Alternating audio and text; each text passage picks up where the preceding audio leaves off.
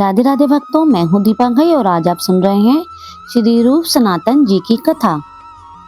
श्री रूप जी तथा श्री सनातन जी, इन दोनों भाइयों ने संसार स्वाद के सब सुखों का वमन की भांति परित्याग कर दिया। आप दोनों भाई पहले बंगाल प्रांत गौड़ देश के शासक के यहाँ उच्च अधिकारी थे। आपके पास राजाओं के समान घोड़े, हाथी, महल, मकान, कोष, रखा जाने, भोग, ऐश्वर्य आदि थे। परंतु इस संसार के सुख को अनित्य विचार कर आप दोनों ने सब कुछ छोड़कर श्री वृंदावन में दृढ़ वास किया। भगवत इच्छा से शरीर निर्वाह के लिए सहज में जो कुछ भी मिल जाता उसी से में संतोष करते थे। राज ऐश्वर्य से मन हटाकर परम वैराग्यपूर्ण जीवन बिताते थे। आप दोनों ने श्री ब्रज भूमि के रहस्यों तथा श्री राधा कृष्ण के रहस्य तत्वों का प्रकट कर भक्तों को परम संतोष प्रदान किया तथा जगत के जीवों का उद्धार किया। 400 वर्ष से अधिक बीत चुके। बंगाल के सिंहासन पर हुसैन शाह नाम एक मुसलमान शासक अधिष्ठ था। उसके उच्च पदस्थ कर्मचारी प्राय हिंदू ही थे। बादशाह के उच्च पदाधिकारियों के में रूप और सनातन नाम के दक्षिण के 2 ब्राह्मण बंधु मंत्री के पद पर प्रतिष्ठित थे। मुस्लिम शासक के सानिध्य तथा राजसी परिवेश से के प्रभाव से इनका रहन सहन भी मुसलमान रईसों जैसा हो गया था। बादशाह ने भी इनके नाम मुस्लिम रख दिए थे। राज्य में ये दबीर खास और शासिक मालिक के नाम से प्रसिद्ध थे। सनातन का असली नाम अमर और रूप का नाम संतोष था। हुसैन शाह इन्हें अपना दाहिना हाथ समझता था। वेशभूषा से ये पूरे मुसलमान प्रतीत होते थे। इतना सब होने पर भी इनका हृदय हिंदू भावों से भरा था। श्री राम और श्री कृष्ण के प्रति इनका अनुराग था। ब्राह्मण साधुओं में इनकी भक्ति थी। रामकेली ग्राम में इनके घर पर ब्राह्मण साधुओं का प्राय मेला सा लगा रहता था। अनेक विद्वान ब्राह्मणों का भरण पोषण इनके द्वारा ही हुआ करता था। इनके छोटे भाई अनूप घर पर रहा करते थे और ये दोनों अधिकांश समय बादशाह के पास गौड़ में रहते थे। श्री चैतन्य महाप्रभु का नाम सुनकर उनके प्रति स्वाभाविक ही इनकी श्रद्धा हो गई और उस श्रद्धा ने क्रमशः बढ़कर एक प्रकार की विरह वेदना का सा रूप धारण कर लिया। दोनों भाई श्री चैतन्य के दर्शन के लिए बड़े उत्कंठित हो गए। दबीर खास और शाकिर मलिक की तीव्र दर्शन अभिलाषा ने श्री चैतन्य महाप्रभु के मन को खींच लिया। महाप्रभु से अब नहीं रहा गया और वे वृंदावन जाने के बहाने से गंगा जी के किनारे किनारे चलकर गौड़ के समीप जा पहुँचे। जब महाप्रभु गौड़ के समीप पहुँचे तब उनके हजारों भक्तों के दल की तुमुल हरिध्वनि से सारा नगर गूंज उठा। दोनों भाइयों के हृदय आनंद से गदगद और रोम पुलकमायन हो गया, परंतु उन्हें मन में यह भैंस भी बना रहा कि कहीं स्वेच्छाचारी मुसलमान बादशाह महाप्रभु के दल को कोई कष्ट ना पहुंचा दे। वे चाहते थे कि महाप्रभु यहाँ से शीघ्र ही चले जाएं तो ठीक है, परंतु उनका दर्शन करने के लिए दोनों के मन में बड़ी उत्कंठा हो रही थी, इसलिए बाहर के बाहर उन्हें लौटाना भी नहीं चाहते थे। महाप्रभु गौड़ में आ पहुँचे। वे दर्शन दिए बिना कब लौटने वाले थे? वे तो आए ही थे दोनों भाइयों को संसार कूप से खींचकर बाहर निकालने के लिए। रात को दोनों भाई महाप्रभु के दरबार में पहुँचे। प्रभु अपने प्रीतम परमात्मा के प्रेम में समाधिस्थ थे। श्री नित्यानंद जी ने चेष्टा करके उनकी समाधि भंग करवाकर दोनों भाइयों का परिचय कराया। दोनों भाई मुंह में तिनका दबाकर और गले में कपड़ा डालकर महाप्रभु के चरण में गिर पड़े और बोले, प्रभु, आपने पतित और दीनों का परित्राण करने के लिए ही पृथ्वी पर पदार्पण किया है। हम जैसे दयनीय पतित आपको और कहाँ मिलेंगे? आपने जगाई मधाई का उद्धार किया, परंतु वे तो अज्ञान से पाप करते थे। उद्धार तो सबसे पहले हमारा होना चाहिए, क्योंकि हमने तो जानबूझकर पाप किए हैं। वास्तविक पति तो हम ही हैं ना। हे नाथ, अब आपके सिवा हमें और कहीं ठौर नहीं है। महाप्रभु उनकी निष्कपट दीनता को देखकर मुग्ध हो गए।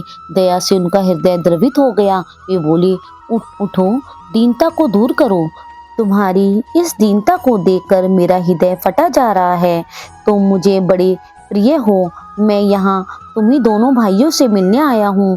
तुम निश्चिंत रहो, शीघ्र ही तुम पर श्री कृष्ण की कृपा होगी।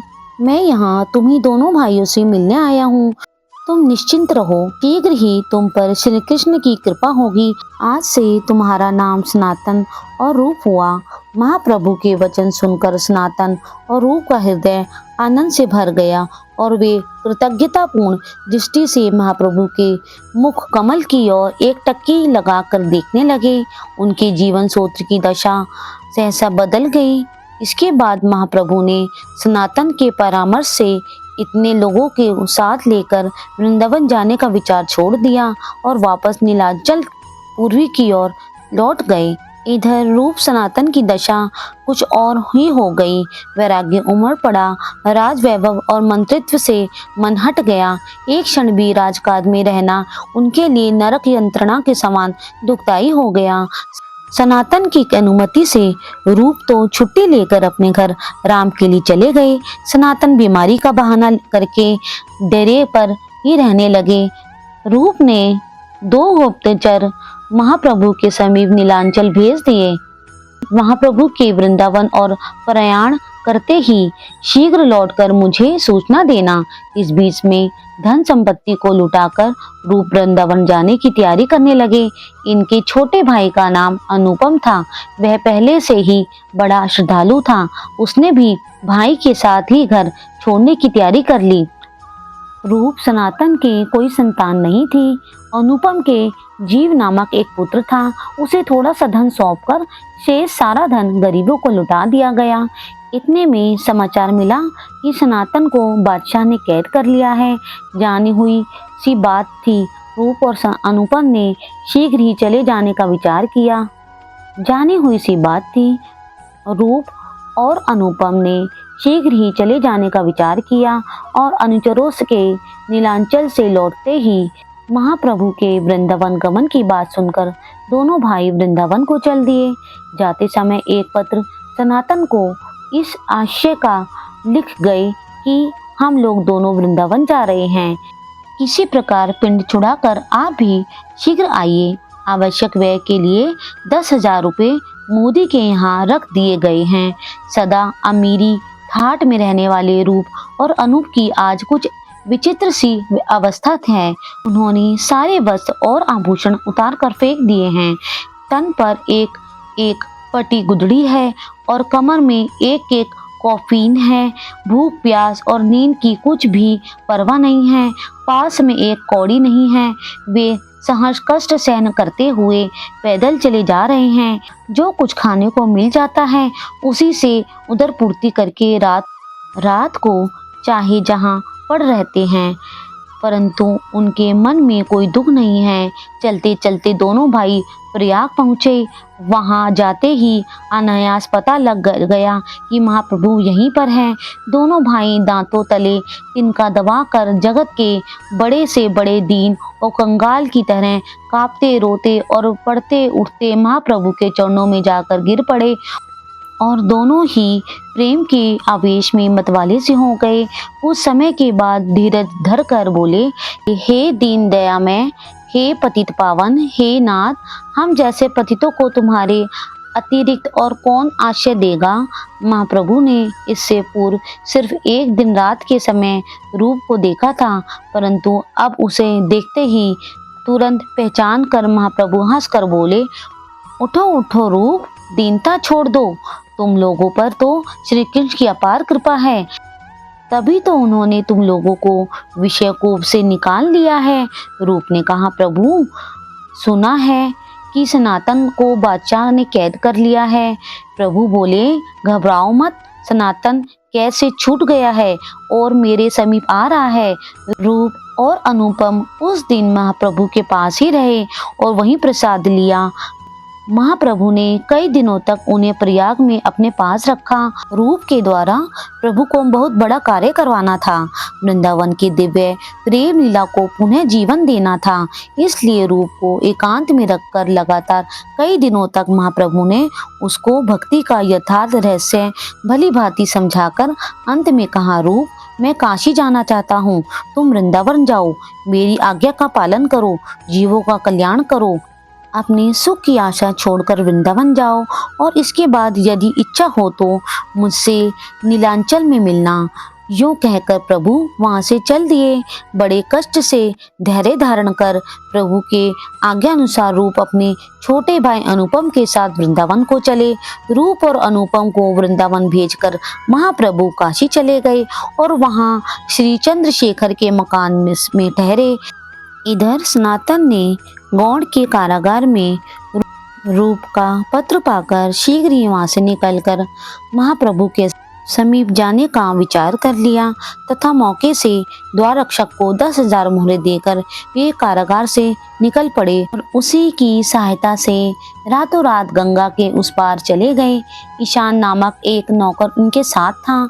उसने छुपाकर 8 मोहरे अपने पास रख ली थी। पाथड़ा गांव में भौमिकों ने मोहरों के लोभ से सनातन का बड़ा आदर किया। उसने छिपाकर 8 मोहरे अपने पास रख ली थी। पाथड़ा ग्राम में भौमिकों ने मोहरों के लोभ से सनातन का बड़ा आदर किया। उनके मन में पाप था। वे रात को सनातन और ईशान को मारकर मोहरे छीनना चाहते थे। सनातन ने मन में सोचा कि ये लोग मेरा इतना सम्मान क्यों करते हैं, इनको लुभाने की मेरे पास तो कोई वस्तु ही नहीं है। उनके मन में बहुत संदेह हुआ और उन्होंने ईशान से पूछा, मालूम होता है तुम्हारे पास कुछ धन है। ईशान ने एक मोहर छिपाकर कहा, हाँ 7 मोहरे हैं। सनातन ने कहा, भाई इस पाप को अपने पास क्यों रखा? यदि तुम इस समय न बताते तो रात को ये भौमिक बिना मारे न छोड़ते। उससे 7 मोहरे लेकर सनातन ने भौमिकों को दे दी। शेष 1 मोहर का और पता लगने पर सनातन ने वह मोहर ईशान को देकर उसे वापस देश लौटा दिया। सारा बखेड़ा निपटा। सुखपूर्वक सनातन अकेले ही चलने लगे। संध्या के समय हाजीपुर नामक स्थान में पहुंचे और एक जगह बैठकर बड़े ऊंचे स्वर से श्री कृष्ण के पावन नाम का कीर्तन करने लगे। उन्हें सच्ची शांति और विश्रांति इसी में मिलती थी। वास्तव में बात भी ऐसी ही है। सनातन के बहनोई श्रीकांत बहुत दिनों से हाजीपुर में ही थे। वे गौड़ बादशाह के लिए घोड़े खरीदने आए थे। संध्या का समय था। श्रीकांत एक तरफ बैठे आराम कर रहे थे। उनके कानों में हरि नाम की मीठी आवाज गई। पहचाना हुआ सा स्वर था। श्रीकांत उठकर सनातन के पास आए और देखते ही अवाक रह गए। उन्होंने देखा सनातन का शरीर जीर्ण हो गया है। वे फटी हुई मैली सी धोती पहने हुए हैं। दाढ़ी बढ़ रही है। मुख पर वैराग्य की छाया पड़ी हुई है और जोर जोर से मतवाले की भांति हरि नाम का उच्चारण कर रहे हैं। श्रीकांत ने सनातन को पुकार कर सचेत किया और उनके पास बैठकर इस हालत का कारण पूछा। सनातन ने संक्षेप में सारी कहानी सुना दी। श्रीकांत ने कहा, ऐसा ठीक नहीं है, घर लौट चलिए। पराए घर को घर माने हुए था। अब पता लग गया है, इसलिए तो दौड़ता हूँ। आंखें खुलने पर स्वप्न के महलों में कौन रहता है? श्रीकांत ने समझाने की बड़ी चेष्टा की, परंतु समझे हुए को भूला हुआ क्या समझाएगा। जहाँ वैराग्य का सागर उमड़ा हो, वहाँ विषय रूपी कूड़े को कहाँ स्थान मिल सकता है। श्रीकांत की बातें सनातन के जागृत हृदय को स्पर्श नहीं कर सकी, ऊपर ही ऊपर उड़ गईं। श्रीकांत ने समझा कि अब ये नहीं मानेगा, इसलिए सनातन के घर लौटने की आशा छोड़कर उन्होंने उनके राह खर्च के लिए कुछ देना चाहा। सनातन ने कुछ भी नहीं लिया। गहरा जाड़ा पड़ रहा था। श्रीकांत ने एक बढ़िया दुशाला देना चाहा। सनातन ने उसे भी नहीं लिया। श्रीकांत रोने लगे। उनका रोना देखकर सनातन का मन पिघला। भक्त बड़े कोमल हृदय होते हैं, उनसे दूसरों के दुख नहीं देखे जाते। इसलिए श्रीकांत के मन को शांत और सुखी करने के लिए उन्होंने उनसे एक भूटानी कम्बल ले लिया और देखते ही देखते वहां से चल पड़े। श्रीकांत चुपचाप खड़े रोते रह गए। महाप्रभु जिस राह से, जिस गांव से और जिस नगर से जाते थे, सभी जगह अपना एक निशान छोड़ जाते थे। वह था हरि नाम की तुमुल और मत ध्वनि। इसलिए सनातन को खोज करने की आवश्यकता नहीं पड़ी। वे प्रेम में झूमते हुए श्री हरि नाम परायण लोगों को महाप्रभु का मार्ग चिन्ह समझकर काशी जा पहुँचे और वहां जाकर इसी प्रकार सीधे चंद्रशेखर के मकान के समीप पहुंच गए। खोज प्रत्यक्ष थी। लाखों नर नारी मिलकर हरि ध्वनि कर रहे थे। सनातन का मन प्रफुल्लित और शरीर पुलकित हो गया। वे धीरे धीरे जाकर चंद्रशेखर के दरवाजे पर बैठ गए। महाप्रभु घर के भीतर थे और सनातन घर के बाहर बैठे हुए थे। प्रभु के चरणों का ध्यान कर रहे थे और सनातन बाहर बैठे हुए प्रभु के चरणों का ध्यान कर रहे थे। अंदर जाने का साहस नहीं होता। अपने पापों का स्मरण करके मन में सोचते हैं कि क्या मुझ पर भी प्रभु की कृपा होगी। मुझ सरीखे घोर नार की जीव को और क्या प्रभु निहारेंगे। सनातन के मन में कहीं पर भी कपट या दंभ की गंध तक नहीं थी। सरल और शुद्ध हृदय से पापों की स्मृति के अनुताप से दग्ध होते हुए सनातन आज प्रभु की शरण चाहते हैं। सर्वज्ञ महाप्रभु ने घर के अंदर बैठे हुए ही इस बात को जान लिया कि बाहर सनातन बैठे हैं। इसलिए उन्होंने चंद्रशेखर से कहा कि दरवाजे पर जो वैष्णव बैठा है उसे अंदर बुला लाओ।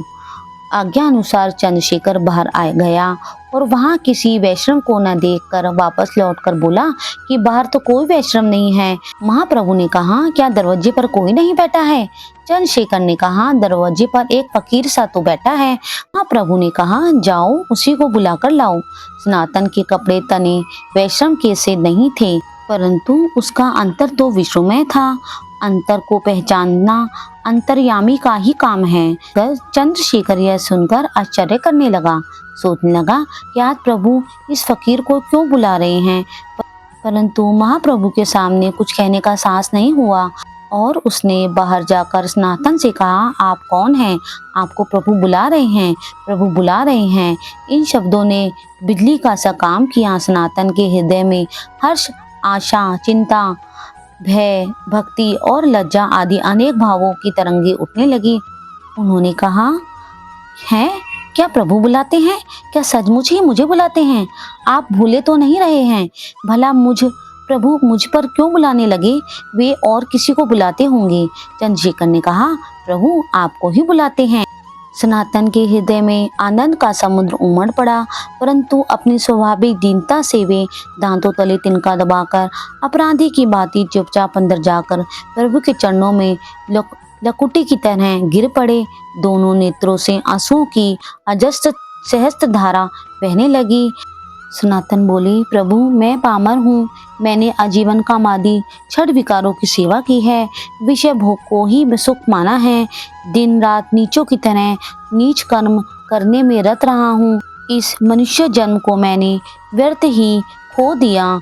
मुझ सरीखा पापी, अधम, नीच और कुटिल और कौन होगा। प्रभु आज आपके चरणों की शरण में आया हूँ। अपनी स्वाभाविक दयालुता की तरफ ख्याल करके मुझ चरणों में स्थान दो। इस अधम को इन चरणों के सिवा और कहाँ आश्रय मिलेगा। प्रभु सनातन के इन शब्दों को नहीं सुन सके। उनका हृदय दया से द्रवित हो गया। सनातन को जबरदस्ती उठाकर प्रभु ने अपनी छाती से लिपटा लिया।